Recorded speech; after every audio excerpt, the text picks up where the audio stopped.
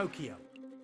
This wonderful city now fittingly plays host to the final Judo Grand Slam on the IJF's 2012 World Circuit.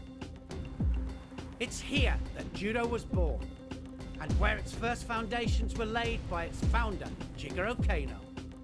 Now in the heart of the city at the Yoyogi National Stadium, Japan has pulled out all the stops to welcome Judo back to its spiritual home. Its national Olympic sport is now practiced all over the world, and during the opening ceremony, the flags of participating nations were paraded before IJF President Mr. Marius Visa declared the competition open. At the draw, there was excitement to see how the Japanese fighters in action would perform on home turf. But all eyes were on some other big names, including that of Iliadis, who would be trying his hand at the higher weight category of under 100 kilograms.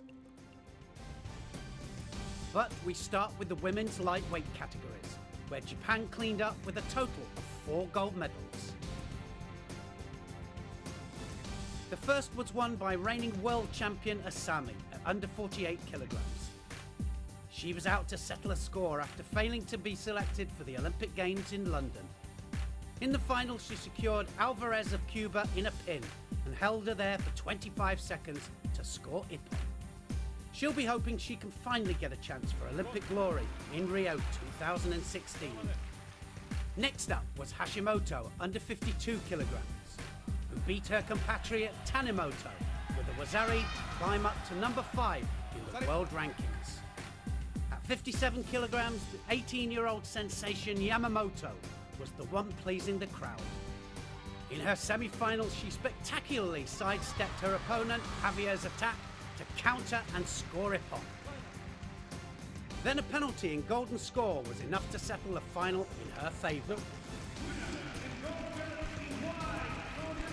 Another youngster with a bright future is Sugani, who at just 17 topped the under 63 kilogram podium.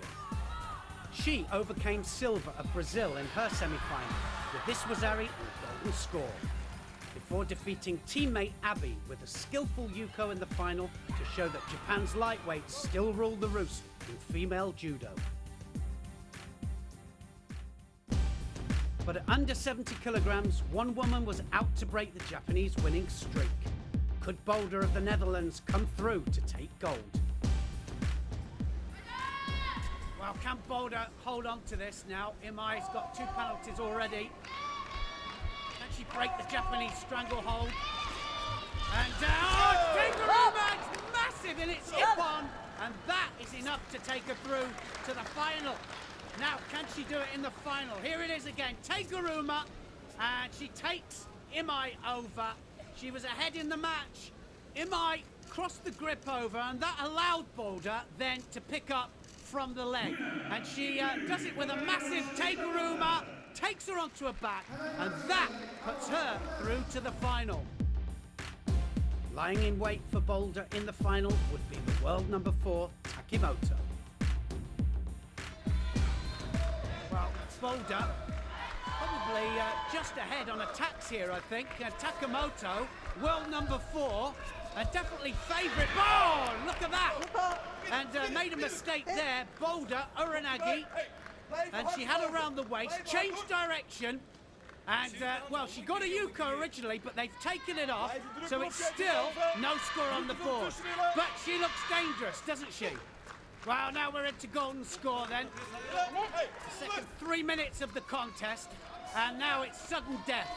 Any score from either one of them, and it will win the gold medal. Takimoto left-handed. Boulder, arm over. This is where she scores. Oh, and it's there. It's the Yuko scored, and Boulder has done it. She wins the gold medal, and she breaks the Japanese stranglehold on the lighter weights here in Tokyo. That was superb. She got the belt, hips came across, and she drove Takimoto onto her side for the Yuko score. Right on the edge of the area, hips came across, drove off the back leg, and it was enough. Gold medal then for the Netherlands. And Japan, on this occasion, have to be content with silver. Takimoto, this time, didn't have enough for Boulder.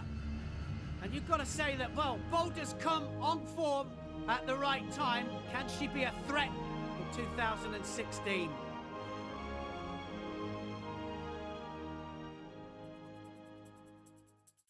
In contrast to the women, Japan's male team is in disarray. After failing to take a single gold at the Olympic Games, the legendary Kosei Inui has been appointed as the head coach, charged with turning around their fortunes. And his young team did not disappoint him. First up was Takato at under 60 kilograms. He was on blistering form, throwing Milou of France in the semi-final with a huge Sodi Surikomigoshi for Ippon.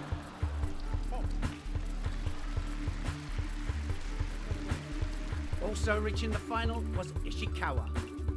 He showed off clinical skills on the ground to armlock Olympic bronze medalist Kitadai of Brazil, forcing him to submit.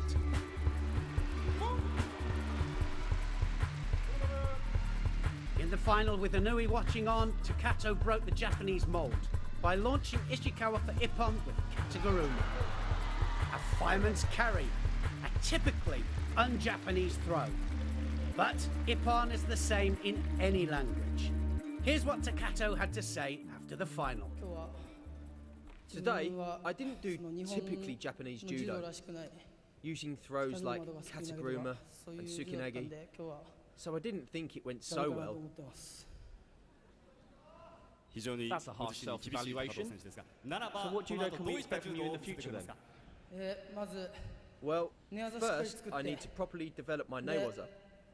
Also, I tried tsukinagi a lot today, but it didn't work at all. So I need to work on that to develop it properly, so that I'm good enough to win by Ippon. The under 66 kilograms final was between 2010 world champion Morishita and Laros of France. On bad form of late, Morishita was on fire in Tokyo, throwing Laros time and time again. But to score Ippon, a throw has to have control, and Morishita just couldn't land Laros on his shoulders. Finally, on the fourth try, he did it. Ippon, a welcome return to form for Morishita in front of the home crowd. Favourite at under 73 kilograms was world number 2, Nakaya. Despite an injured hand, he showed his class in the semi-final, tricking his opponent by turning in the wrong way for a shoulder throw and driving the length of the tatami to score Wazari.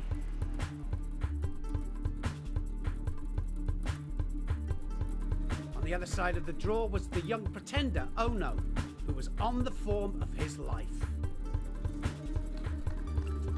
After blitzing through his elimination contests, he found himself in a semi-final with veteran